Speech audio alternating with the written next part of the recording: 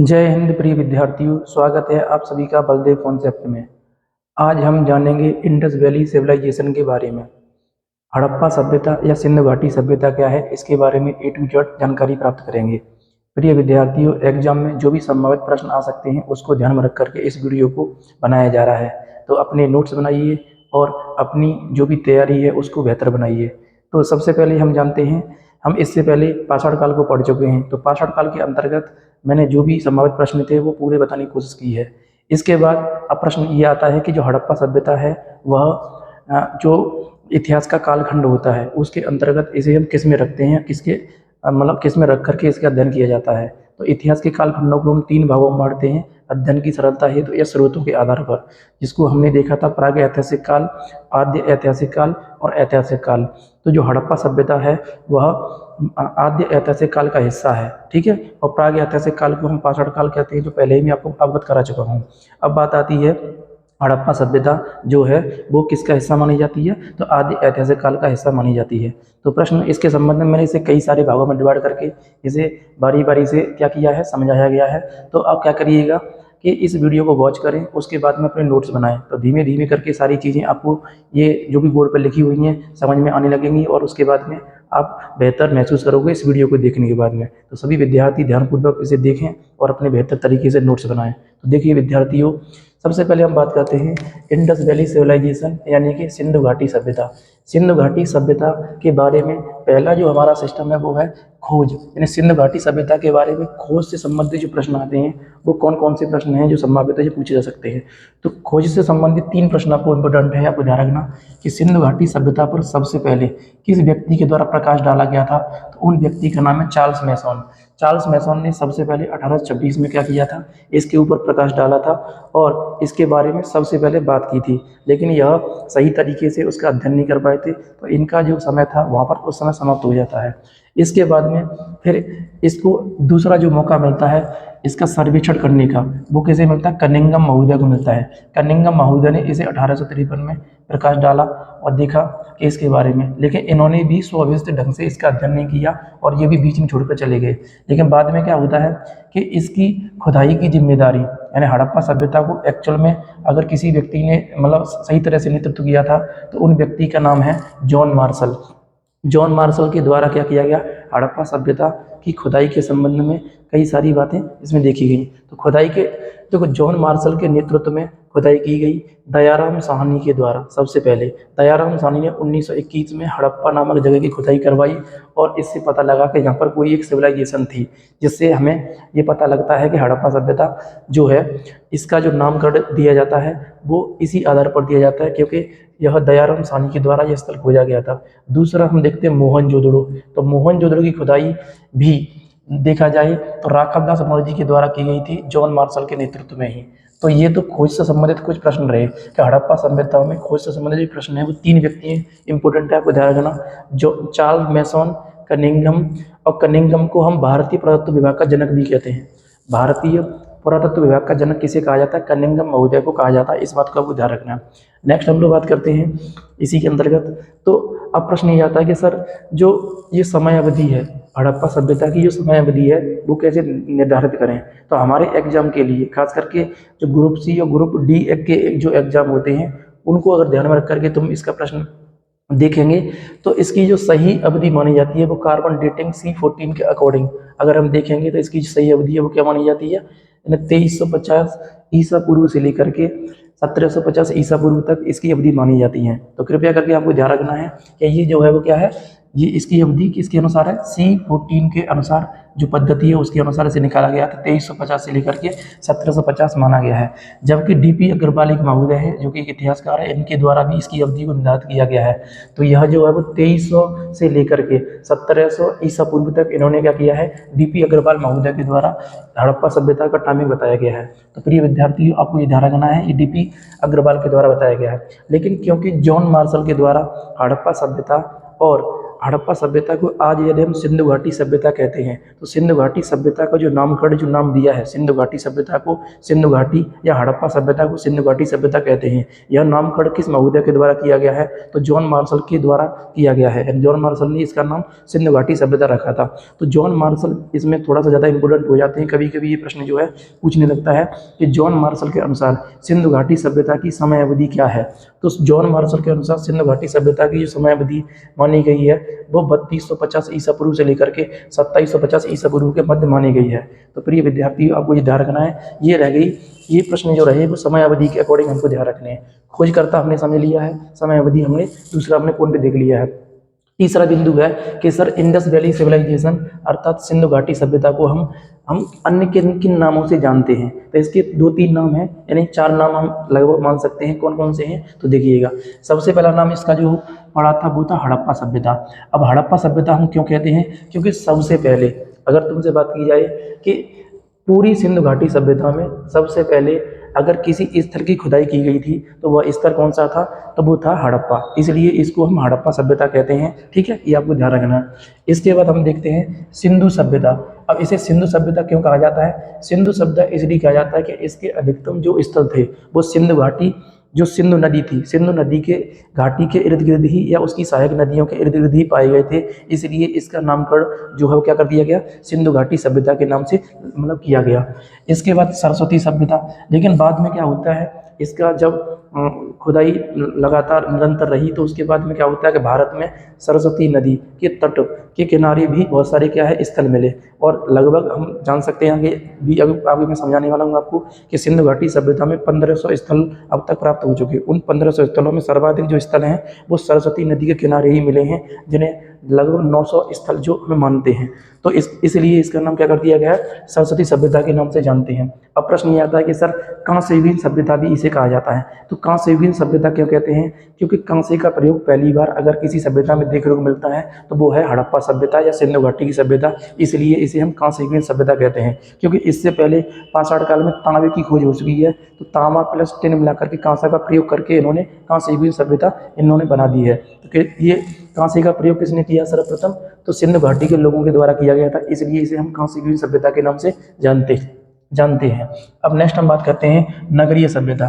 तो यह आप ये कह सकते हो कि यह जो सभ्यता थी वह एक नगरीय सभ्यता थी, इसलिए इसे हम प्रथम नगरीय सभ्यता के नाम से भी जानते हैं। तो इतने सारे ये इसके क्या है नामकरण हैं, और इसको अलग अलग इतिहासकारों ने ये नाम दिए हैं, इस आधार पर आपको ध्यान रखना है। तो सिंधु घाटी सभ्यता को हम हड़प्पा सभ्यता भी कहते हैं, सिंधु घाटी की सभ्यता भी कहते हैं, सरस्वती की सभ्यता भी कहते हैं, कांस्य युगीन सभ्यता भी कहते हैं, और नगरीय सभ्यता भी कहते हैं। ये सभी नाम किसके हैं? तो सिंधु घाटी सभ्यता के ही हैं। राइट, अब आगे बढ़ते हैं। अब प्रश्न ये है कि सर इसकी उत्पत्ति के संबंध में कुछ मत दिए गए हैं, और उत्पत्ति के संबंध में 2 मत काम करते हैं। इसमें 2 मत में क्या है, कुछ तो विदेशी मत हैं और कुछ स्वदेशी मत हैं। तो जो भारत में रहते थे भारत वालों ने इसके उत्पत्ति के संबंध में कुछ और बातें कही हैं, जबकि इसकी उत्पत्ति के संबंध विदेशी लोगों के द्वारा कुछ और बातें कही गई हैं। तो सबसे पहले हम जानते हैं विदेशी मत। विदेशी मत में अगर तुम देखोगे तो विदेशी मत वाले लोग मानते हैं कि मेसोपोटामिया या सुमेरियन की सभ्यता से यहाँ पर लोग आए थे और उन लोगों ने यहाँ पर निवास स्थान बनाए थे। इसके संबंध में अगर देखा जाए तो जिन व्यक्तियों ने इस मत का समर्थन किया है वो व्यक्ति हैं गार्डियन चाइल्ड महोदय, क्रेमर महोदय, जॉन मार्शल महोदय। तो जॉन मार्शल इसमें सबसे ज़्यादा इंपॉर्टेंट है कि जॉन मार्शल के अनुसार हड़प्पा सभ्यता या सिंधु घाटी सभ्यता के लोग कहाँ से आए थे? तो मेसोपोटामिया या सुमेरियन की सभ्यता से आए थे। इस बात को आपको ध्यान रखना है। इसमें एच.डी. संकालिया नामक महोदय को भी ध्यान रखना है, और लियोनार्डी बुली को भी ध्यान रखना है। लियोनार्ड बुली ये महोदय, यानी इन 4-5 व्यक्तियों के नाम आपको ध्यान रखने हैं। ये विदेशी मत को मानते हैं, इसके हिसाब से कर लेते हैं। जबकि स्वदेशी मत में अगर हम देखें तो स्वदेशी मत में ये बोला गया कि सौंती संस्कृति, यानी सौंती संस्कृति से सिंधु घाटी सभ्यता का विकास हुआ था। ये मत जो माना है, ये मत किन किन व्यक्तियों ने माना है तो आपको जानना। इनका नाम है अमलानंद घोष, डी.पी. अग्रवाल और आलियन दंपति के द्वारा यह मत माना गया है। तो स्वदेशी मत में जो भी मत मान रहे हैं या जो इस मत का समर्थन करते हैं वो ये व्यक्ति हैं। तो खास करके डी.पी. अग्रवाल को इस एग्जाम को पॉइंट ऑफ व्यू से आपको ध्यान रखना है, और इसमें जॉन मार्शल को आपको ध्यान रखना है। तो ये उत्पत्ति के संबंध में कुछ बातें रही सिंधु घाटी सभ्यता के बारे में। अब नेक्स्ट हम इसमें देखते हैं प्रिय विद्यार्थियों, इसके बाद में हम देखते हैं इस सिंधु घाटी सभ्यता की विशेषताओं के बारे में। ठीक है, विशेषताएं वेरी वेरी इंपॉर्टेंट है, बहुत ज़्यादा पेपरों में प्रश्न अगर देखे जाते हैं तो विशेषताओं से देखे जाते हैं, क्योंकि विशेषताएं जो हैं वो एक स्टेट जीके के रूप में यहाँ पर रोल निभा देती हैं। तो कृपया करके इस बात को आपको ध्यान रखना है, समझना है इन चीज़ों को।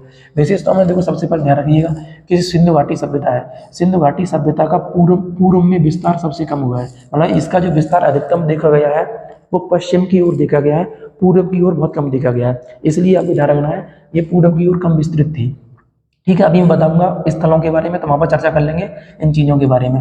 प्रश्न ये आता है कि जब जो सिंधु घाटी सभ्यता थी, सिंधु घाटी सभ्यता में पक्की ईंटों के घर है ना पाए गए हैं, और पक्की ईंटों के घर जो थे वो आप ध्यान रखना 4:2:1 के मतलब रेशियो में थे। ठीक है, आपको ध्यान रखना है 4 अनुपात, यानी 4 लंबाई थी, 2 चौड़ाई थी और 1 इसकी ऊंचाई थी। इस 4:2:1 के रूप में पक्की ईंटों के घर मिले हैं, और इसे हम बोलते हैं इंग्लिश बॉन्ड स्टाइल, यानी कि पक्की ईंटों के घर जो थे तो वो ईंटें जो थी वो किस स्टाइल में थी, तो इंग्लिश बॉन्ड स्टाइल में ये थी, 4:2:1 के अनुपात में ये मिली थी। ठीक है, अब प्रश्न आता है हड़प्पा सभ्यता या सिंधु घाटी सभ्यता का जो समाज था वो किस प्रकार का था, तो मात्र सत्तात्मक समाज था। मतलब यहाँ पर माता के द्वारा घरों में निर्णय लिए जाते थे, उसके आधार पर ही क्या होता था, वो मतलब सारी कार्य संचालित होते थे। जैसे वर्तमान समाज हमारा पितृ सत्तात्मक है कि घर में हमारे पिता की चलती है, ऐसा अधिकतर माना जाता है कि पुरुष ही यहाँ पर क्या है प्रधान माना जाता है। इसी प्रकार से अगर हम समझें तो ये हड़प्पा सभ्यता जो थी ये कैसी सभ्यता थी, तो ये मात्र सत्तात्मक सभ्यता थी, ये आपको ध्यान रखना है।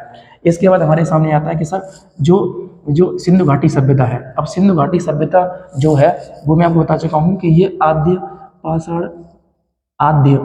ऐतिहासिक काल के अंतर्गत आती है, ऐतिहासिक काल के अंतर्गत ये आती है। और आद्य ऐतिहासिक काल की विशेषता क्या है कि इसमें पुरातात्विक साक्ष्य, तो पुरातात्विक साक्ष्य भी हैं इसमें, और इसमें लिखित साक्ष्य भी हैं, है ना, लिखित साक्ष्य भी हैं। लेकिन पुरातात्विक साक्ष्य और लिखित साक्ष्य, लेकिन लिखित साक्ष्य को पढ़ा नहीं गया है।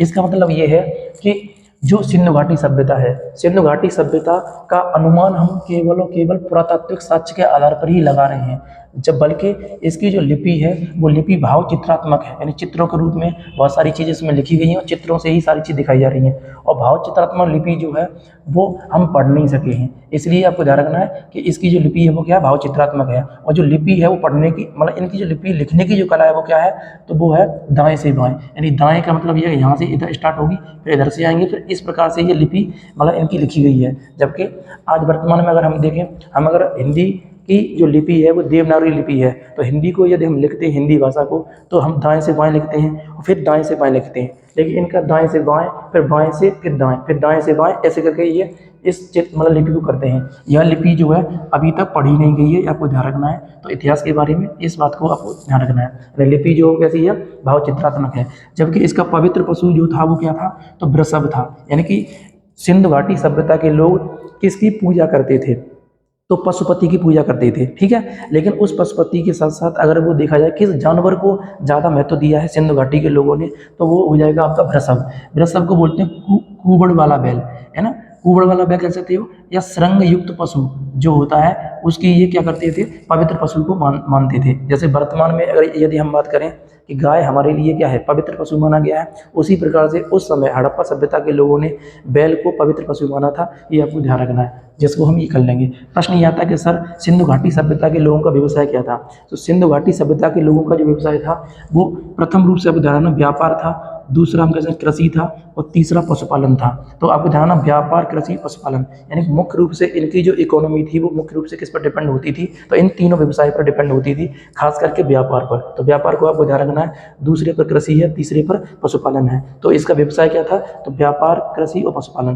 प्रश्न ये आता है कि सिंधु घाटी सभ्यता में, हालांकि सिंधु घाटी सभ्यता में जो भी चीज़ें हैं वो भाव चित्रात्मक में वर्णित है, तो इसे पढ़ा तो नहीं गया, लेकिन अनुमान लगाया गया है। इसके आधार पर सिंधु घाटी सभ्यता के में मतलब क्या किया है, वर्ग में बांटा गया है कुछ इतिहासकारों ने, जिसमें से इनको हम 4 वर्गों में बांटते हैं। 4 वर्ग कौन कौन से हैं, तो आपको ध्यान रखना है विद्वान, योद्धा, व्यापारी और श्रमिक, यानी कि 4 भागों में इनके वर्गों को बांटा गया है कि विद्वान लोगों को, योद्धा को, व्यापारी को और श्रमिक वर्गों को।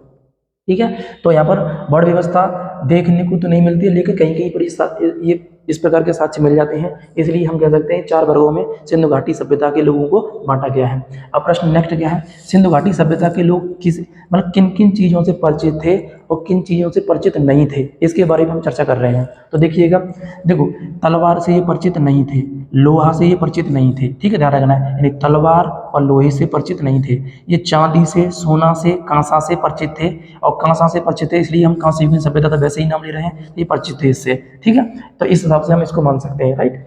अब प्रश्न ये आता है कि जो सिंधु घाटी सभ्यता है, सिंधु घाटी सभ्यता के समकालीन सभ्यताएं कुछ चल रही थी, इनको भी आपको थोड़ा सा यहाँ पर ध्यान रखना है। तो सिंधु घाटी सभ्यता के समकालीन जो सभ्यता चल रही थी वो कौन कौन सी सभ्यताएं थी, तो एक तो मेसोपोटामिया की सभ्यता थी।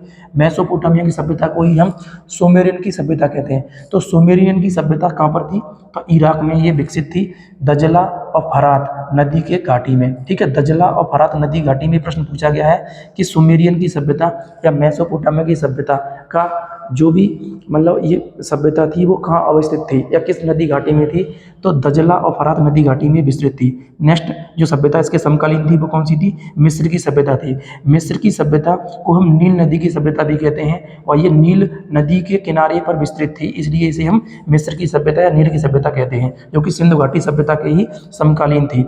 तीसरी सभ्यता जो थी वो चीन की सभ्यता थी। चीन की सभ्यता हुआंगहो नदी के किनारे पर स्थित थी।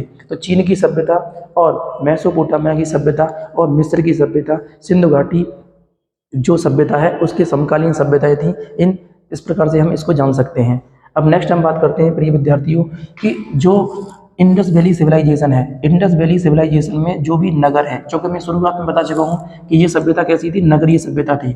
अगर ये नगरीय सभ्यता थी तो इंडस वैली सिविलाइजेशन के अंतर्गत देखा जाए तो जितने भी नगर होते थे उन नगरों को दुर्गों में या टीलों में बांटा गया था। दुर्ग कहिएगा या टील कहिएगा, तो टीले या दुर्गों में। तो जो दुर्ग या टीले थे ये 2 प्रकार से हुआ करते थे। अधिकतर जो भी मतलब नगर हैं वो इस प्रकार से पाए गए हैं, एक तो पश्चिमी टीला होता था, एक पूर्वी टीला होता था। जो पश्चिमी टीला होता था या उच्च वर्ग के लिए था, है ना, या राजा या पुरोहित, यानी उच्च वर्ग के अंतर्गत कौन आती थी, राजा आता था और पुरोहित आता था। और प्रशासनिक अधिकारी यानी प्रशासनिक जितनी भी इकाइयां होती थी वो सब किसके अंतर्गत आती थी, पश्चिमी टीला के अंतर्गत आती थी। और सुरक्षा की दृष्टि से इसमें रक्षा दीवार भी होती थी, यानी कि पश्चिमी टीला का अधिकतर जो एरिया होता था वो क्या होता था, 4 दीवारों से घिरा होता था। तो ये आपको ध्यान रखना है। जबकि पूर्वी टीला के लिए सुरक्षा की दृष्टि से कुछ भी इंतजाम नहीं होते थे, इसके अंतर्गत मजदूर, किसान वर्ग वगैरह रहते थे, ठीक है, ये आपको ध्यान रखना है। तो सिंधु घाटी सभ्यता के जितने भी नगर हैं वे सभी 2 टीलों में विभक्त थे, पश्चिमी टीला और पूर्वी टीला।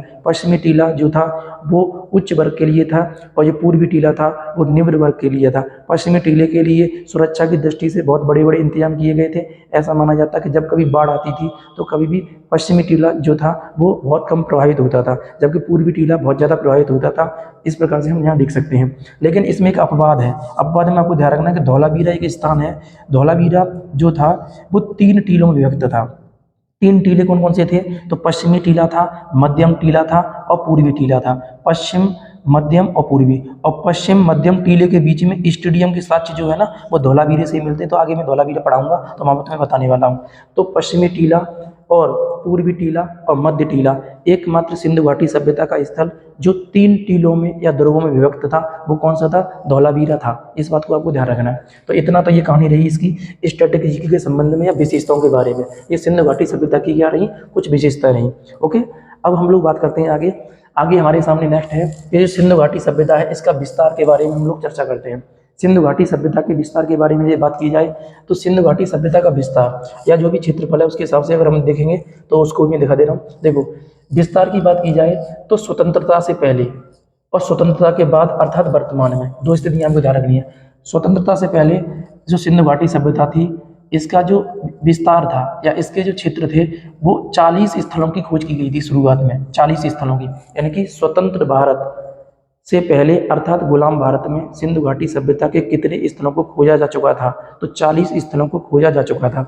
इसके बाद में वर्तमान में अगर देखा जाए तो 1400 है ना स्थलों की खोज हो चुकी है। 1400 स्थल जो हैं वो 3 देशों में विस्तृत हैं। 3 देश कौन कौन से हैं, तो आपको ध्यान रखना है अफगानिस्तान में, पाकिस्तान में और भारत में ये जो स्थल है वो विस्तृत हैं, जिसमें से अफगानिस्तान में 2 स्थल पाए गए हैं। इन दोनों स्थलों के थोड़ा सा तुम्हें नाम ध्यान रखने हैं, कौन कौन से हैं।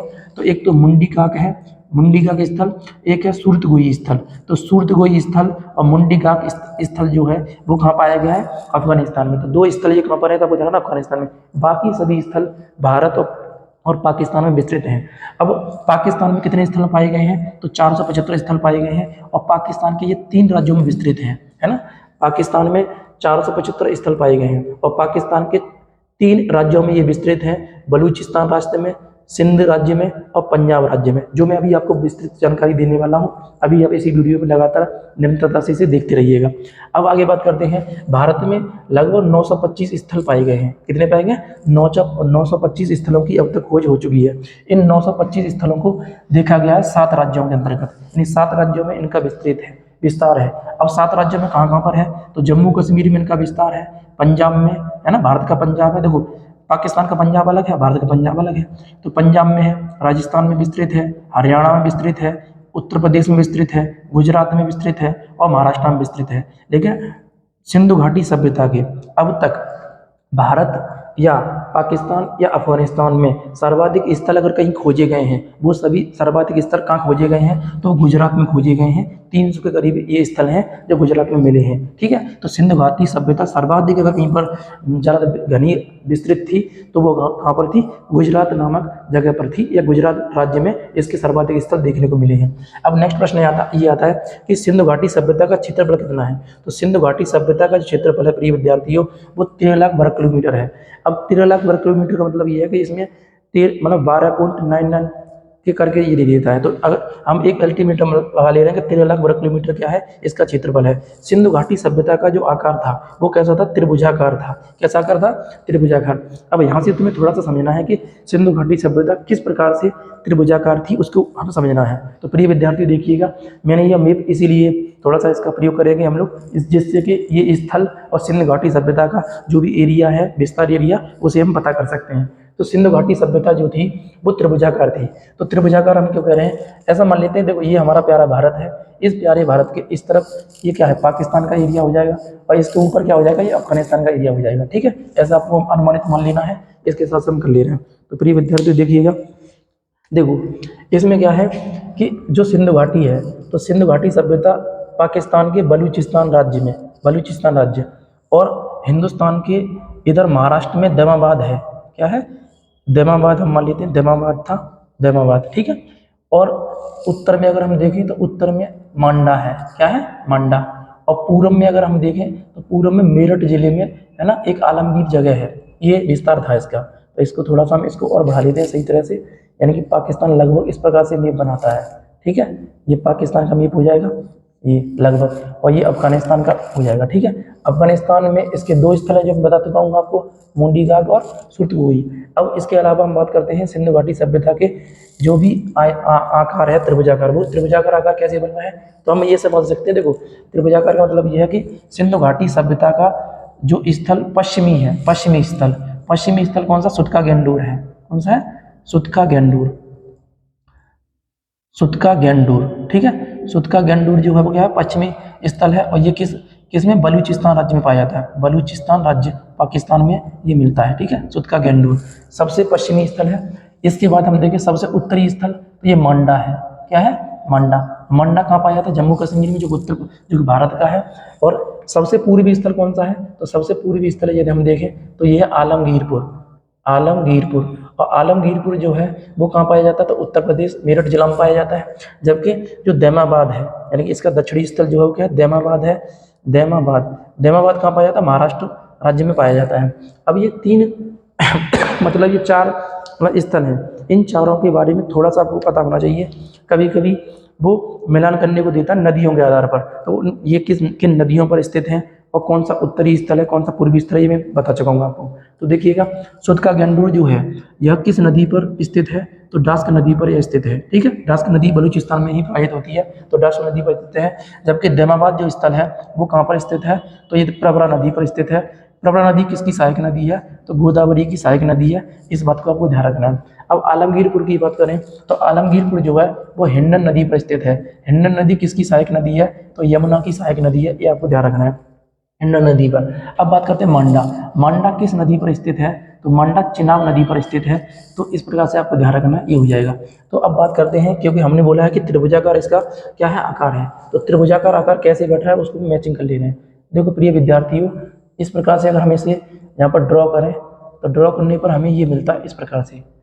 अब देखिएगा लगभग, तो लगभग ये जो व्यवस्था मतलब जो सभ्यता है, ये कैसी सभ्यता आपको दिख रही है? लगभग ये है ना त्रिभुजाकार हमको दिख रही है, यानी कि यहाँ से अगर हम ये देखें तो ये लगभग क्या है, त्रिभुजाकार आकृति में हमको मिल रही है, ये हो जाएगा। ठीक है, तो हड़प्पा सभ्यता जो है वो त्रिभुजाकार में विस्तृत थी, ये आपको ध्यान रखना है। उस समय की ये सबसे बड़ी सभ्यता भी मानी जाती है, क्योंकि जो मेसोपोटामिया की सभ्यता है और जो मिस्र की सभ्यता है, मेसोपोटामिया और मिस्र, तो देखो मेसोपोटामिया की सभ्यता इराक में थी, तो इराक लगभग यहाँ हो जाता है ना, लगभग इराक यहाँ मान लेते हैं, इराक हो जाएगा, यहाँ पर तो ईरान पड़ जाएगा, लेकिन एक मानना पड़ेगा, अनुमानित ये है। और दूसरा हम मान लेते हैं कि यहाँ पर मिस्र मान लेते हैं इस तरफ, जैसे ऐसे अगर मैप के अकॉर्डिंग होंगे, वर्ल्ड मैप हम देखते हैं तो जो मिस्र की सभ्यता है और जो मेसोपोटामिया की सभ्यता है, इससे 12 गुना बड़ी ये सभ्यता थी। यानी उस समय दुनिया की सबसे बड़ी सभ्यता यदि कोई भी थी तो वो कौन सी सभ्यता थी? तो इंडस वैली सिविलाइजेशन थी, ये आपको ध्यान रखना है। तो इस बात को आप है ना भली बात समझ लीजिएगा। तो ये मिस्र की सभ्यता, ये मेसोपोटामिया की सभ्यता। अब ये जो विस्तृत थी वो कौन सी सभ्यता थी? तो वो थी इंडस वैली सिविलाइजेशन, राइट, ये हो जाएगा। अब प्रश्न ये आता है कि सर ये तो हमने देख लिया कि जो हड़प्पा सभ्यता है, हड़प्पा सभ्यता का उत्तरी बिंदु या उत्तरी जो स्थल है वो उसका नाम क्या है? मांडा है। हड़प्पा सभ्यता का दक्षिणी बिंदु का नाम क्या है? तो वो है दैमाबाद। तो द से दक्षिण, द से दैमाबाद, ऐसे रिलेट कर लेना है। पूर्वी बिंदु क्या है? तो पूर्वी बिंदु जो है वो आलमगीरपुर है, और पश्चिमी बिंदु क्या हो जाएगा? सुटका गेंडूर है। क्या है? सुटका गेंडूर है। तो उत्तरी बिंदु मांडा किस नदी के तट पर स्थित है? चेनाब नदी के तट पर स्थित है। दक्षिणी बिंदु दैमाबाद किस नदी के तट पर स्थित है? तो वो प्रवरा नदी पर स्थित है, यानी कि जो कि गोदावरी की सहायक नदी है, राइट। इसके बाद में पूर्वी बिंदु की हम बात करते हैं, तो पूर्वी बिंदु हड़प्पा सभ्यता का किस नदी के तट पर स्थित है? तो हिंड नदी के तट पर स्थित है, और यह जो कि यमुना नदी की सहायक नदी है। जबकि इसका पश्चिम बिंदु की हम बात करते हैं, तो पश्चिम बिंदु हड़प्पा सभ्यता का सुटका गेंडूर है, जो कि डास्क नदी के तट पर स्थित है। ये तीनों यानी चारों स्थल आपको ध्यान रखने हैं, ये इसके विस्तार के संबंध में रहते हैं। अब विस्तार की ही बात कर रहे हैं, तो मैंने आपसे बोला है कि इसका क्षेत्रफल 32 लाख वर्ग किलोमीटर में था, लेकिन कभी कभी प्रश्न बना लेता है कि इसकी जो लंबाई थी, हड़प्पा सभ्यता की लंबाई, यानी पूर्व से पश्चिम, यानी पश्चिम से पूर्व या पूर्व से पश्चिम, वो 1600 किलोमीटर में विस्तृत थी। कितने में थी? 1600 किलोमीटर में। लेकिन उत्तर से दक्षिण, यानी उत्तर से दक्षिण इसकी जो चौड़ाई थी वो कितनी थी? तो वो थी 1400 किलोमीटर में, है ना। ये आपको ध्यान रखना है। हड़प्पा सभ्यता उत्तर से दक्षिण जो विस्तृत थी वो कितना किलोमीटर में विस्तृत थी? तो 1400 किलोमीटर में थी। जबकि पूर्व से पश्चिम ये कितनी थी? तो 1600 किलोमीटर में विस्तृत थी। इस बात को आपको ध्यान रखना है। एक प्रश्न और बनता है, क्योंकि हड़प्पा सभ्यता में तटीय सीमा बनाई जाती है, तो हड़प्पा सभ्यता जो थी वो समुद्र के साथ तटीय सीमा बनाती थी। तो तटीय सीमा किस समुद्र से बना रही है? तो अरब सागर से बना रही है, अरेबियन सी से बना रही है। अब अरब सागर से कितना किलोमीटर बनाती थी? तो प्रिय विद्यार्थियों, यह 1300 किलोमीटर बनाती थी। तो आपको ध्यान रखना है कि हड़प्पा सभ्यता अपना जो तटीय सीमा बनाती थी वो 1300 किलोमीटर बनाती थी। इस बात को आपको ध्यान रखना है ना। जिस प्रकार से वर्तमान में यदि मैं आपसे कहूँ कि भारत की तटीय सीमा की लंबाई 6100 किलोमीटर है मुख्य भूमि की, लेकिन अगर संपूर्ण भूमि की देखें तो 75.5 मतलब 5 किलोमीटर हम समझते हैं। तो वैसे ही उस समय हड़प्पा सभ्यता की जो तटीय सीमा थी वो कितनी थी? 1300 किलोमीटर के समथिंग ये रहती थी। ठीक है, ये आपको ध्यान रखना। तो चौड़ाई और ऊंचाई हमने ये जान लिया। अब प्रिय विद्यार्थियों, ये जो हड़प्पा सभ्यता है, इस हड़प्पा सभ्यता में कुछ विशेष बिंदु जो अक्सर पेपर में जो पूछे जा रहे हैं वो इनके स्थलों से पूछे जाते हैं। उन स्थलों में जो कुछ प्रमुख स्थल मैंने लिखे हैं, उन प्रमुख स्थलों में मैंने 11 स्थलों को यहाँ मेंशन किया है, और उन 11 स्थलों की जो भी विशेषताएं होती हैं उनके बारे में हमने चर्चा की है। तो आप क्या करिएगा, इसे वॉच करो कंटिन्यू और देखो, मजे लो, एंजॉय करो। ठीक है, देखो अब बात करते हैं हम लोग। सबसे पहला जो हमारे सामने है वो स्थल है हड़प्पा।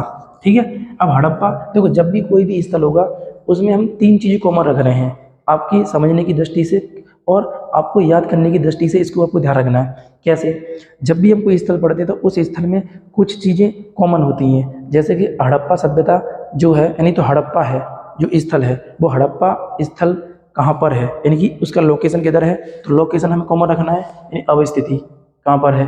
दूसरा, उसका खोजकर्ता कौन सा है। तीसरा, कौन सी नदी पर है। और चौथा, विशेषता क्या है। तो ये 4 चीज़ें कॉमन रख करके आप क्या करिएगा, इसे स्टडी कीजिए। हर स्थल के साथ में ऐसा कीजिए जिससे जो भी इसका मतलब डाटा होता है वो हम अच्छी तरह से क्या कर सकते हैं, ऑब्जर्व कर सकते हैं। तो प्रिय विद्यार्थियों देखिएगा, हड़प्पा जो जो स्थल है या हड़प्पा नामक जो जगह है उसकी जो अवस्थिति है वो मांडुगुमरी जिला पाकिस्तान में है। मांडुगुमरी जिला पाकिस्तान में किस राज्य में है? तो ये जो है ना पंजाब में है। किस राज्य में है? पंजाब में है। और इसकी खोज किसने की है? तो 1921 में दयाराम साहनी के द्वारा की गई थी। यह किस नदी के तट पर स्थित है? तो रावी नदी के दाएं तट पर स्थित है। सॉरी, किस तट पर स्थित है? दाएं तट पर स्थित है, ये आपको ध्यान रखना है। अब विशेषताओं बात करते हैं, तो विशेषताओं में क्या है? यह हड़प्पा सभ्यता का चौथा सबसे बड़ा स्थल है ना। यह सिंधु घाटी सभ्यता का हड़प्पा जो स्थल है वो चौथा सबसे बड़ा स्थल है, ये आपको ध्यान रखना है इसकी उसमें। इसके अलावा और विशेषताएं क्या है? कुम्हार का चाक के साक्ष्य कहाँ से मिले हैं? तो हड़प्पा नामक स्थल से मिले हैं। श्रम के आवास कहाँ से मिले हैं? हड़प्पा नामक स्थल से मिले हैं। अन्नागार के साक्ष्य कहाँ से मिले हैं? हड़प्पा नामक स्थान से मिले हैं। लेकिन पूछेगा बृहद अन्नागार, तो बृहद अन्नागार मोहनजोदड़ो से मिला है, जो हम आगे पढ़ने वाले हैं, राइट। ये आपको ध्यान रखना है। मातृ देवी की मूर्ति के साक्ष्य कहाँ से मिले हैं? हड़प्पा नामक स्थान से मिले हैं। ओखली जो कि लकड़ी की थी वो किसके साक्ष्य कहाँ से मिले हैं? तो वो भी हड़प्पा नामक स्थल से मिले हैं। जबकि ताबूत के साक्ष्य जिसमें R37 कब्रिस्तान, तो ये कब्रिस्तान के साक्ष्य भी कहाँ से मिले हैं? तो आपको ध्यान रखना, हड़प्पा नामक स्थल से ही मिले। हाथी की खोपड़ी के साक्ष्य कहाँ से मिले हैं? हड़प्पा नामक स्थान से ही मिले हैं। और नेक्स्ट जो विशेष बिंदु है वो क्या है? एक सिंगीय जानवर, जिसका है ना हड़प्पा में जितने भी मोहरें मिली हैं उन मोहरों में सर्वाधिक चित्र अगर हम देखते हैं तो वो कौन सा जानवर है? एक सिंगी जानवर है। लेकिन इसके मोहरों पर गाय के चित्र नहीं मिले हैं, आपको ध्यान रखना है। इनकी इसकी मोहरों पर गाय की चर्चा नहीं की गई है। हड़प्पा सभ्यता के लोग गाय से परिचित थे तो नहीं थे, ये आपको ध्यान रखना है, राइट। अब नेक्स्ट हम लोग बात करते हैं मोहनजोदड़ो। ये हड़प्पा से जो भी बिंदु इंपॉर्टेंट हो सकते थे वो मैं यहाँ पर नोट डाउन कर दिए हैं, आप लोग भी इसे मेंशन कर लीजिए, नोट्स बना लीजिए अपने। नेक्स्ट हमारे सामने मोहनजोदड़ो। मोहनजोदड़ो की बात करें तो मोहनजोदड़ो जो है वो इसकी अवस्थिति कहाँ पर है? तो इसकी अवस्थिति लरकाना पंजाब पाकिस्तान में ही है। और पाकिस्तान के किस मतलब राज्य में है? तो सिंध प्रांत में। पाकिस्तान किस प्रांत में है? सिंध प्रांत में इसकी अवस्थिति लरकाना जिले में, ये आपको ध्यान रखना, राइट। अब मोहनजोदड़ो का खोजकर्ता कौन है? तो 1922 में इसे खोजा है राखालदास बनर्जी के द्वारा, है ना। राखालदास बनर्जी महोदय के द्वारा क्या किया गया है? इसे खोजा गया था। 1922 में इसकी खुदाई कराई गई थी। नेक्स्ट, यह किस नदी के तट पर स्थित है? तो सिंधु नदी के दाएं तट पर, यानी मोहनजोदड़ो किस नदी के तट पर स्थित है? सिंधु नदी के दाएं तट पर स्थित है, ये आपको ध्यान रखना। अब इसकी विशेषताएं पढ़ने से पहले प्रिय विद्यार्थियों, मोहनजोदड़ो के संबंध में कुछ उपनाम आते हैं। इनके जो उपनाम है वो थोड़ा सा पढ़ लीजिएगा, चूंकि ये अक्सर कई बार पूछा जाता है प्रश्न, तो पढ़ लीजिएगा। मोहनजोदड़ो को हम मृतकों का टीला कहते हैं, ये आपको ध्यान रखना है। मोहनजोदड़ो को ही हम प्रेतों का नगर कहते हैं, और मोहनजोदड़ो को ही हम सिंधु का बाग कहते हैं, और स्तूप टीला इसे ही बोला जाता है, ठीक है। मोहनजोदड़ो के संबंध में ये इसकी निकनेम है, इसको आपको ध्यान रखना है। अब विशेषताओं की बात करते हैं मोहनजोदड़ो के अंतर्गत। तो मोहनजोदड़ो की जो विशेषता है उसमें देखिएगा, सबसे पहली विशेषता है कि मलेरिया की बीमारी के साक्ष्य कहाँ से मिले हैं? तो मोहनजोदड़ो से ही मिले हैं, आपको ध्यान रखना है। दूसरा, हड़प्पा की जुड़वा राजधानी किसे कहते हैं? हड़प्पा की जुड़वा राजधानी, तो आपको ध्यान, हड़प्पा की जुड़वा राजधानी किसे कहते हैं? तो वो भी मोहनजोदड़ो को ही कहा जाता है। तीसरा देखो प्रश्न यहाँ पर क्या बन जाएगा विशेषताओं के रूप में कि देखो चौथा सबसे बड़ा स्थल हड़प्पा है। अब तीसरा सबसे बड़ा स्थल यानी हड़प्पा या सिंधु घाटी सभ्यता में तीसरा सबसे बड़ा स्थल कौन सा था? तो वो था मोहनजोदड़ो था, ठीक है। सर्वाधिक जनसंख्या वाला स्थल कौन सा है? तो वो भी मोहनजोदड़ो है। अब देखो जहाँ पर भी सर्वाधिक जनसंख्या होगी वहाँ पर लगभग सब कुछ बड़ा ही बड़ा होगा, है ना, ऐसे आप मान सकते हो। तो जब भी बृहद शब्द कहीं पर लगा हुआ आ रहा है और बृहद करके कुछ भी पूछता है तो 90% चांस होते हैं कि वह जो प्रश्न है उसकी वह जो स्थल है वह किस स्थल की विशेषता हो सकती है? तो प्रिय विद्यार्थियों, वो मोहनजोदड़ो नामक स्थल की विशेषता हो सकती है। जिसमें आप एग्जाम्पल में देख सकते हो कि सर्वाधिक अगर जनसंख्या है तो बृहद स्नानागार भी यहीं पर पाया गया है और बृहद अन्नागार भी यहीं पर पाया गया है। और पुरोहितों के लिए आवास की व्यवस्था भी कहाँ पाई गई है? यहीं पाई गई है, पुरोहितों के लिए आवास, राइट। और यहाँ पर कुएं के साक्ष्य भी मिले हैं। कुएं के साक्ष्य जो थे वो प्रत्येक घर में एक कुआं होता था। ये साक्ष्य जो मिले वो कहाँ मिले हैं? तो मोहनजोदड़ो नामक स्थान पर मिले हैं। इसी में ही और विशेषताएं जो मैंने इधर नोट कर ली हैं उसको भी देख लीजिएगा। तो वो सूती वस्त्र के साक्ष्य भी कहाँ से मिले हैं? यहीं से मिले हैं। क्योंकि ये लोग कपास की खेती करते थे और कपास से क्या करते थे, सूती वस्त्रों का ये मतलब प्रयोग करते थे। इसलिए सूती वस्त्र के साक्ष्य कहाँ से मिलते हैं, तो मोहनजोदड़ो से ही मिलते हैं। अब इसके बाद हम लोग देखते हैं कि मोहनजोदड़ो से और क्या मिला है, तो मोहनजोदड़ो के अंतर्गत पशुपति है ना, या शिव की जो ये शिव की पूजा करते थे, इसके साक्ष्य कहाँ से मिले हैं, मोहनजोदड़ो से मिले हैं। ये आपको ध्यान रखना है। बृहद चौड़ी सड़कों के साक्ष्य भी कहाँ से मिले हैं, मोहनजोदड़ो से मिले हैं। और देखो सभा भवन, वेरी वेरी इंपॉर्टेंट है, सभा भवन के साक्ष्य या सभागार के साक्ष्य भी कहाँ से मिले हैं, तो मोहनजोदड़ो से ही मिले हैं। नृत्य करती हुई कांसे की मूर्ति है ना, नृत्य करती हुई एक नर्तकी की मूर्ति जो कि कांसे की मूर्ति थी, ये भी साक्ष्य कहाँ से मिले हैं, तो मोहनजोदड़ो से ही मिले हैं। और तांबे का ढेर, तांबे के ढेर के साक्ष्य भी कहाँ से मिले हैं, तो मोहनजोदड़ो से ही मिले हैं। ये सभी विशेषताएं किसकी हो जाएंगी, मोहनजोदड़ो की हो जाएंगी, ये आपको ध्यान रखना है। तो प्रिय विद्यार्थियों, अब तक हमने 2 स्थलों को अध्ययन कर लिया है, हड़प्पा नामक स्थल को और मोहनजोदड़ो नामक स्थल को। अब तीसरा स्थल हम पढ़ते हैं चन्हुदड़ो को। तीसरा स्थल कौन सा है, चन्हुदड़ो है। चन्हुदड़ो की जो अवस्थिति है प्रिय विद्यार्थियों, ये नवाब शाह है ना, पाकिस्तान में ही है चन्हुदड़ो। चन्हुदड़ो का खोजकर्ता कौन है, तो 1931 में गोपाल मजूमदार के द्वारा इसकी खोज की गई थी। इस बात को आपको ध्यान रखना है। चन्हुदड़ो किस नदी पर स्थित है, तो सिंध नदी पर स्थित है, इसको भी आपको ध्यान रखना है। चन्हुदड़ो की विशेषताएं क्या है, क्योंकि चन्हुदड़ो से प्रश्न भी बहुत ज़्यादा पूछे गए हैं। तो चन्हुदड़ो की विशेषता में सबसे पहला बिंदु है कि महिलाओं से संबंधित यहाँ पर चीज़ें मिली हैं। महिलाओं से संबंधित चीज़ों में क्या देखा गया है, सौंदर्य के सामान जो है वो मिले हैं। सौंदर्य सामान में तुम देखोगे तो क्या क्या चीज़ें मिली है, तो लिपस्टिक है, शीशा है, काजल है, कंघी वगैरह, ये सभी मतलब जितने भी कॉस्मेटिक के सामान है जो महिलाएं प्रयोग करती हैं, वे सभी की सभी जो चीज़ें हैं वो कहाँ से मिली हैं, वो सभी चन्हुदड़ो से मिली हैं। ये आपको ध्यान रखना है। इसके अतिरिक्त और क्या मिला है, कुत्ता और बिल्ली के पैर के निशान मिले हैं। इसमें विशेषता ये होती है कि एक कुत्ता बिल्ली का पीछा करता हुआ दिख रहा है, ऐसे पैर के निशान कहाँ से पाए गए हैं, तो वो कहाँ से पाए गए हैं, चन्हुदड़ो से पाए गए हैं। ये आपको ध्यान रखना है। इसके अलावा यहाँ पर जो ईंटें थी वो अलंकृत ईंटें थी, अलंकृत ईंटों के साक्ष्य भी कहाँ से मिले हैं, तो चन्हुदड़ो से ही प्राप्त हुए हैं। इसके अलावा क्या है कि जो चन्हुदड़ो स्थल है, यह एकमात्र ऐसा स्थल है जिसकी जो दुर्ग होता था या किला होता था, उसकी रक्षा दीवारी नहीं थी। रक्षा दीवारी का मतलब ये था, देखो सभी टीलों, जैसे जो भी पश्चिमी टीला होता था, जैसे ये 2 टीलों में विभक्त है, तो ये पश्चिमी टीले में क्या होता है, इसके चारों ओर से एक दीवार होती थी, ठीक है। तो ऐसा स्थल जिसके चारों ओर से दीवार नहीं थी, वो कौन सा स्थल था, वो चन्हुदड़ो स्थल था, जिसका जो पश्चिमी टीला 4 दीवारों से घिरा हुआ नहीं था। इसलिए यहाँ पर बोल रहा है कि दुर्ग रहित ये स्थान था। इसके अलावा हम क्या कहेंगे, इसे औद्योगिक नगर के नाम से भी जाना गया है। यानी कि हड़प्पा सभ्यता में अगर उद्योग सर्वाधिक कहीं देखने को मिले हैं तो वो कहाँ मिले हैं, तो चन्हुदड़ो में ही मिले हैं। इसलिए हम कह सकते हैं इसे औद्योगिक नगर। क्योंकि अभी वर्तमान में यदि मैं आपसे बोलूँ कि गुड़गांव भारत में क्या है, उद्योगों का एक हब माना जा रहा है, तो भारत या जैसे ग्रेट नोएडा है ना, तो वहाँ नोएडा में भी क्या है, एकदम अच्छे खासे उद्योग हमें देखने को मिल रहे हैं। उसी प्रकार से जब ये हड़प्पा सभ्यता थी उस समय लगभग अधिकतम जो उद्योग थे वो कहाँ पर थे, तो चन्हुदड़ो में थे।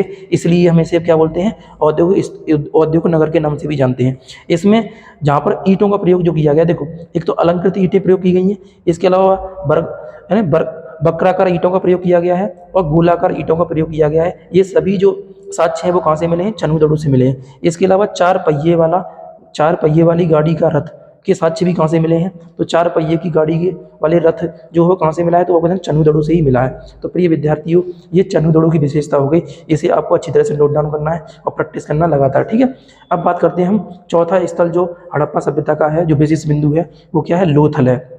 लोथल, अब लोथल के बारे में अगर देखोगे तो देखो लोथल जो है, लोथल की अवस्थिति गुजरात में है। गुजरात में भोगवा नदी है ना, भोगवा नदी के तट पर है। ये खम्मात की खाड़ी के लगभग पाया जाता है पास में, है ना। और इसकी खोज जो है 1957 में रंगनाथ राव के द्वारा की गई थी। ये आपको ध्यान रखना है। इसकी विशेषता में अगर बात करें तो ये भी हमारे एग्जाम के पॉइंट ऑफ व्यू से वेरी वेरी इंपॉर्टेंट है प्रिय विद्यार्थियों, इसको भी आपको ध्यान रखना है। तो समझिएगा देखो इसमें देखो, दुनिया का पहला मानव निर्मित कोई बंदरगाह यदि है तो वो लोथल है। लोथल बंदरगाह दुनिया का पहला बंदरगाह है, ठीक है। इस बात को आपको ध्यान रखना है। इसलिए यहाँ पर हम देख ले रहे हैं कि ये क्या है, गोदीवाड़ा का बंदरगाह या दुनिया का पहला बंदरगाह इसे ही माना गया है, लोथल। यानी कि हड़प्पा सभ्यता में एक जो पोतन था वो कौन सा था, तो लोथल था, सीपोर्ट था, राइट। ये आपको ध्यान रखना है। विदेशी व्यापार के साथ अगर देखो बंदरगाह है तो बंदरगाह पर विदेशी लोग आएंगे और इसमें फारस की मोहरें यहाँ पाई गई हैं। तो फारस की मोहरों के साक्ष्य या विदेशी व्यापार के साक्ष्य, क्योंकि मोहरें पाई जाएंगी तभी तो बता पाएंगे हम कि हमारा विदेशों से क्या था, व्यापार था। तो इस आधार पर हम मान सकते हैं। तो विदेशी व्यापार के साक्ष्य कहाँ से मिले हैं, लोथल से मिले हैं। दरवाजे ठीक सड़क के पर खुलते थे। देखो, हड़प्पा सभ्यता में जितने भी स्थल हैं उन सभी स्थलों में एक चीज है कॉमन, यहाँ पर देखो गृह पद्धति चलती थी। गृह पद्धति यानी हड़प्पा सभ्यता के जितने भी नगर थे वो गृह पद्धति से, है ना, विस्तृत थे। गृह पद्धति का मतलब क्या था, सड़कें, है ना, 90 डिग्री पे काटती थी सड़कें जो होती थी, है ना, 90 डिग्री पर। तो देखो, एक सड़क जो मुख्य सड़क होती थी, मुख्य सड़क के साथ एक पतली सी सड़क और होती थी जो कि एक गली हम कह सकते हैं। मुख्य सड़क की लंबाई 10 मीटर होती थी, जबकि जो इनकी मतलब गली मोहल्ले की सड़क होती थी उसकी 2 से 3 मीटर या 4 मीटर तक की क्या होती थी, चौड़ाई होती थी। तो प्रिय विद्यार्थियों, जो मुख्य सड़क की चौड़ाई थी वो 10 मीटर थी, जबकि इनकी गली मोहल्ले की सड़कें थी उसकी 3 से 4 मीटर, है ना, चौड़ाई होती थी।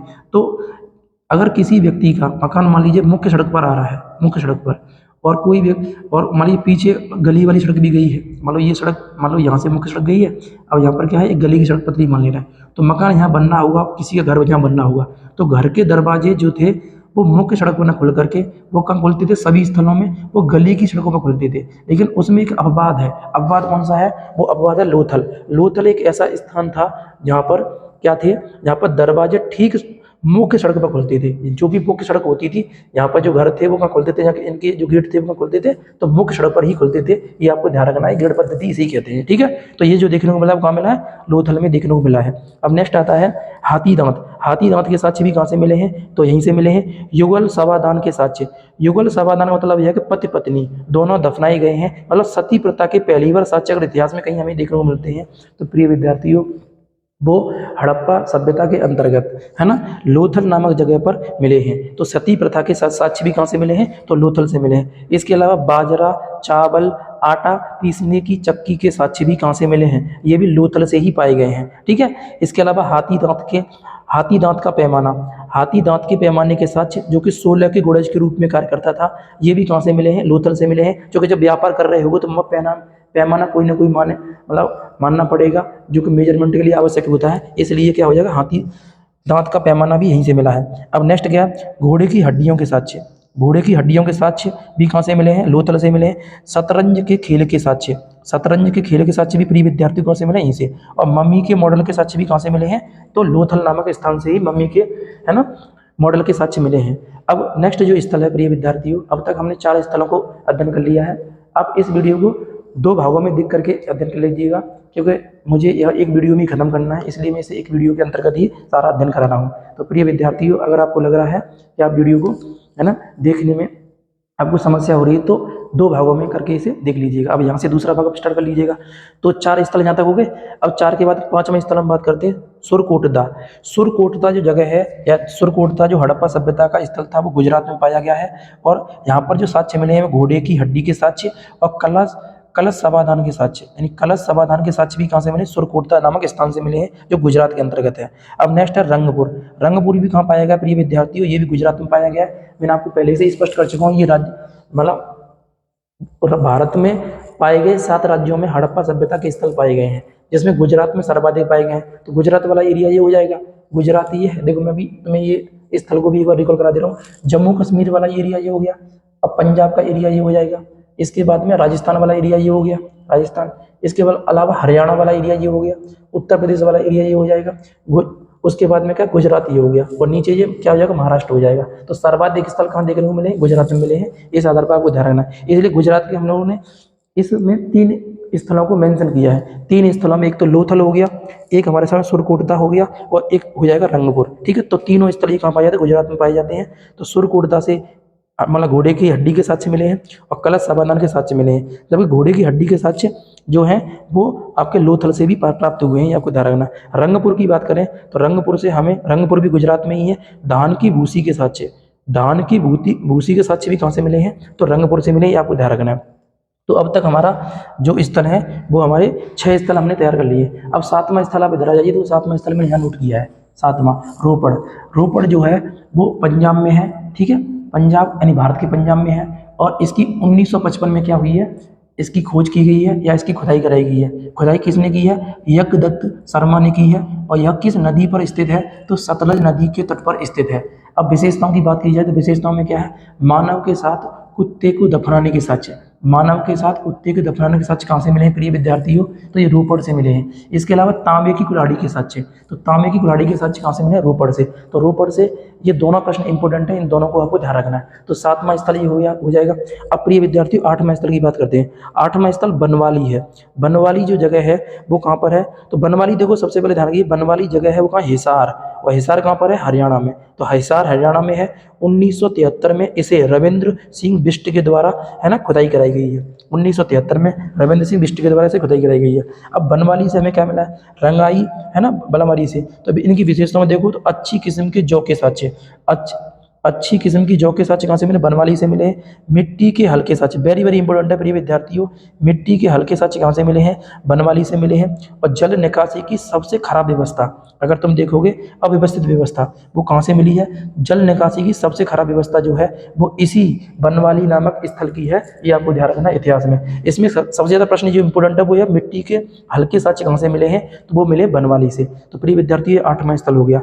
अब 9वां स्थल हम देखते हैं। तो 9वां स्थल है कालीबंगन।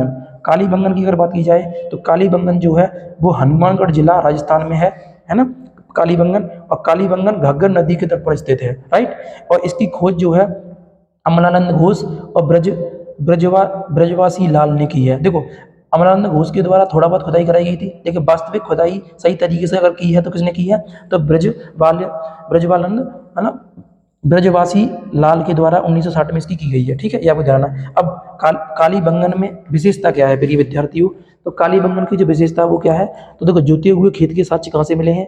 वेरी वेरी इंपॉर्टेंट है, ये आपको ध्यान रखना, कई बार पेपर में पूछा गया है। जोते हुए खेत के साक्ष्य ठीक कहाँ से मिले हैं?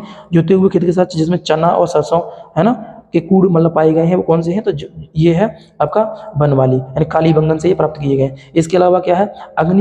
अग्नि हवन कुंड के साक्ष्य कहाँ से मिले हैं? अग्नि हवन कुंड जो 7 कुंड हैं यहाँ पर वो कहाँ से मिले? कालीबंगन से ही मिले हैं। इसके अलावा चूड़ियों के साक्ष्य भी कहाँ से मिले? कालीबंगन से। ठीक है, कालीबंगन यानी काली चूड़ियाँ, बंगन माने चूड़ियाँ होती हैं तो कालीबंगन की चूड़ियाँ, तो चूड़ियों के साक्ष्य भी कहाँ से मिले? यहाँ से मिले हैं। ठीक है, इसके अलावा लकड़ी का हल, प्रिय विद्यार्थी देखो मिट्टी का हल कहाँ से मिला है? बनवाली से मिला है, जबकि लकड़ी का हल कहाँ से मिला है? तो वो मिला है कालीबंगन से। और ऊँट की हड्डियों के साक्ष्य, ऊँट की हड्डियों के साक्ष्य कहाँ से मिले हैं? तो प्रिय विद्यार्थियों कालीबंगन से ऊँट की हड्डियों के साक्ष्य मिले हैं, ये आपको ध्यान रखना है। तो इतना सारा जो कहानी है वो किसकी है? कालीबंगन की है। इसकी विशेषताओं को आपको नोट कर लेना है। अब नेक्स्ट हम बात करते हैं, नेक्स्ट जो हमारा स्थल है वो क्या है? वो है राखीगढ़ी। राखीगढ़ी इस तरह के अंतर्गत तुम देखोगे तो राखीगढ़ी जो है ये भी हिसार हरियाणा में स्थित है, घग्गर नदी के तट पर। इसकी जो मतलब खोज है या खुदाई कराई है वो सूरजभान 1969 में की गई है। इसकी विशेषता में अगर तुम देखो, विशेषता में क्या है? सिंधु घाटी सभ्यता का भारत में स्थित सबसे बड़ा स्थल है ये। ठीक है, राखीगढ़ी इंपॉर्टेंट है, वेरी वेरी आपको ध्यान रखना ये भी कि सिंधु घाटी सभ्यता का सबसे बड़ा स्थल किसे माना गया है? तो वो माना गया राखीगढ़ी को, जो कि क्या है? ये सबसे बड़ा स्थल है। इसके अलावा हम बात करें धौलावीरा। धौलावीरा की यदि बात करें प्रिय विद्यार्थियों तो धौलावीरा ये गुजरात में स्थित है ना धौलावीरा। और धौलावीरा देखो, और इससे पहले भी देखो 3 में तुम्हें स्थल करा चुका हूँ। धौलावीरा और यहाँ मिस हो गया था, धौलावीरा को इधर लिख दिया है। भोगवा नदी के तट पर स्थित है और ये जेपी जोशी के द्वारा इसे खोजा गया है। ठीक है, यानी इसकी खुदाई किसके द्वारा की गई है? जेपी जोशी के द्वारा की गई है। विशेषताओं की बात करें धौलावीरा की तो क्या विशेषताएं प्रिय विद्यार्थियों? तो देखिएगा जल निकासी का प्रबंधन एकदम अच्छी तरीके से जो था वो किस स्थल का था? तो धौलावीरा का था। जबकि जल निकासी की दुर्व्यवस्था कहाँ पर थी? तो बनवाली में थी। आपको ध्यान रखना, दोनों ही प्रश्न यहाँ पर नोट किए गए हैं, इस बात को ध्यान रखिएगा। तो धौलावीरा में जल निकासी की अच्छी व्यवस्था थी। जल कुंड के साक्ष्य यहाँ पर मिले हुए हैं, ये आपको ध्यान रखना। जब जल निकासी की अच्छी व्यवस्था होगी तो जल कुंड के साक्ष्य भी कहाँ मिलेंगे? यहीं मिलेंगे। यहाँ पर ऐसा माना गया कि सुनामी के साक्ष्य, यानी कि यहाँ जल जो था वहाँ सुनामी के साक्ष्य भी कहाँ से प्राप्त किए गए? यहाँ से प्राप्त किए गए। स्टेडियम में आपको बताया ही है कि स्टेडियम के साक्ष्य भी कहाँ से मिले थे? धौलावीरा से मिले थे। और इसके अलावा घर की ईंटों में लाल रंग का प्रयोग किया गया है, यानी कि किस स्थल में घर की ईंटों में लाल रंग का प्रयोग किया गया था प्रिय विद्यार्थियों? तो धौलावीरा में किया गया था। और एक जो विशेष बिंदु धौलावीरा में मिलता है प्रिय विद्यार्थी वो क्या मिलता है कि इसके जो टीला थे, इसके टीले 3 भागों में विभक्त थे, जो पहले भी मैं आपको अवगत करा चुका हूँ। पूर्वी टीला, पश्चिमी टीला और मध्य टीला। तो पश्चिमी टीला था, मध्य टीला था और पूर्वी टीला था। ये पूरी हड़प्पा सभ्यता में एक ऐसा स्थल है जिसके पास में 3 दुर्ग के रूप में इसे विभक्त किया गया था, ठीक है। और जिसका स्टेडियम, जैसे मैंने बोला स्टेडियम के सच, तो स्टेडियम के सच कहाँ मिले, मध्य टीला और पश्चिमी टीला के बीच में स्टेडियम पाया गया था, ठीक है, आपको ध्यान रखना। तो ये जो स्थल है वो धौलावीरा की विशेषता हो जाती है। तो प्रिय विद्यार्थियों, हड़प्पा सभ्यता के संबंध में जो प्रश्न आपके, है ना, परीक्षा में बन सकते हैं, उनसे संबंधित मैंने यहाँ कोशिश की है। इसको आप अध्ययन कीजिए और अच्छी तरह से देखिएगा, और कोई भी असुविधा है तो बताइएगा कमेंट बॉक्स में। और प्रिय विद्यार्थियों, इसे शेयर जरूर कीजिएगा, ठीक है। पसंद आता है तो शेयर कीजिए, राइट, और नहीं पसंद आता तो आपकी वो है ही है, जो भी स्थिति रहती है वो। इसके बाद में हम नेक्स्ट वीडियो में यहाँ से आगे, जैसे हड़प्पा सभ्यता मेरे हिसाब से तुम्हारे एग्जाम में पॉइंट ऑफ व्यू से खत्म हो गई है। इसके बाद हम नेक्स्ट जो हम बनाएंगे वो होगा वैदिक काल। तो वैदिक काल के बारे में जो चर्चा है, जो भी विशेष बिंदु उसे पढ़ाएंगे। तो आज के लिए हम इतना ही रहने देते हैं। जय हिंद प्रिय विद्यार्थियों।